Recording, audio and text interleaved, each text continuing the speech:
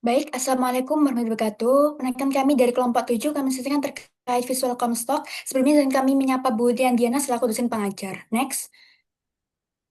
Baik, ini ada anggota kelompok untuk kelompok 7 sebagaimana ada Adinda Fadila dengan NIM akhir 02,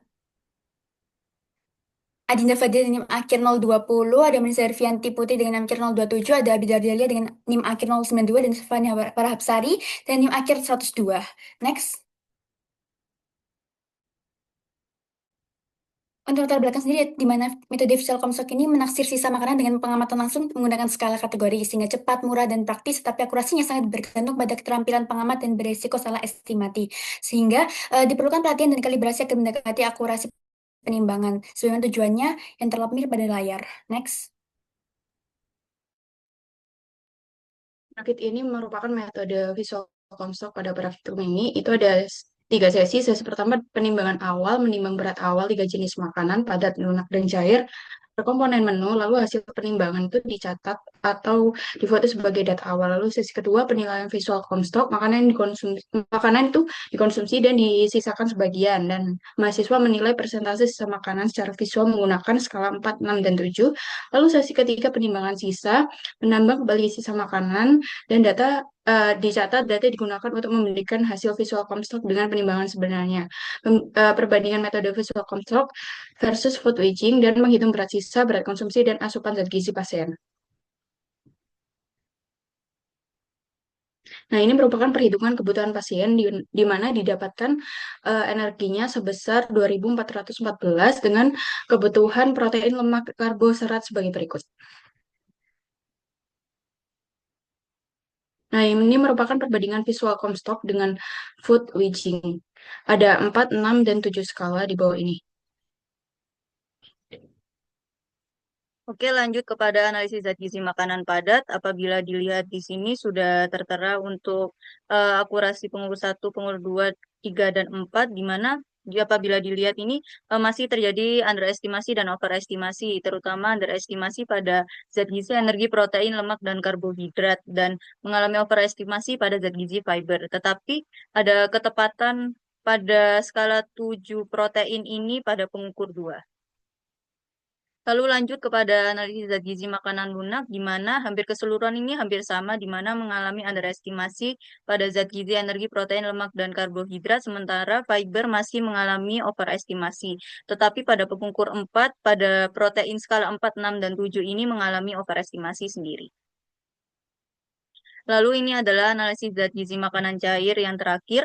Apabila dilihat ini tuh yang paling baik di antara jenis makanan sebelumnya, di mana ini masih mengalami underestimasi pada lemak, karbohidrat, dan fiber, sementara pada pengukur 2 ini energi, protein, lemak, dan karbohidratnya mengalami overestimasi.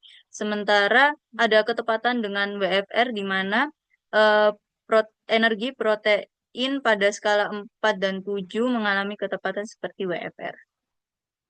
Sehingga apabila mengambil kesimpulan dari hasil akurasinya, ini rata-rata keakuratan antar pengukur ini itu bisa dilihat bahwa pengukur 3 dan 2 ini yang akurasinya paling tinggi, lalu disusul dengan pengukur 4 dan 1 ini yang akurasinya lebih rendah, sehingga mungkin lebih sering bias. Lalu apabila dilihat dari rata keakuratan antara skala, skala 6 ini yang menunjukkan paling akurat dengan poin 96,820%, sementara skala 7 ini termasuk moderat, dan pada skala 4 ini yang paling rendah karena kategorinya terlalu kasar.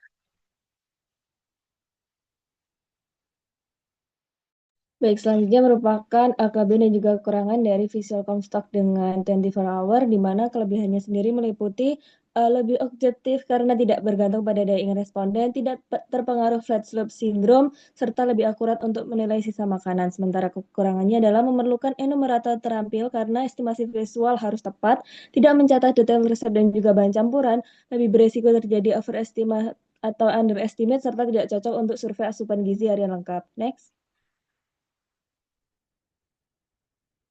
Berikut merupakan kelebihan dan kekurangan dari visual Comstock dengan food rigging, di mana kelebihannya meliputi lebih cepat dan efisien, lebih ekonomis, praktis untuk populasi besar, dan tidak mengganggu perilaku makan responden. Sementara kekurangannya adalah akurasinya lebih rendah, rentan overestimate dan juga underestimate, membutuhkan penaksir ahli, dan tidak dapat menentukan berat pasti dari makanan. Next.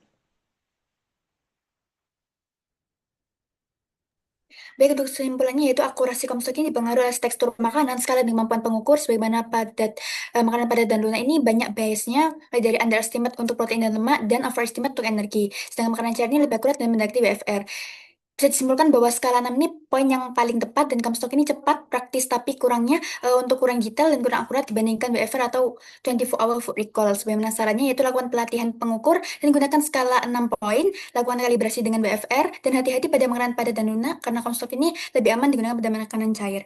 Oke, itu yang dapat kami sampaikan. Kurang lebihnya kami mohon maaf. Terima kasih. Wassalamualaikum warahmatullahi wabarakatuh.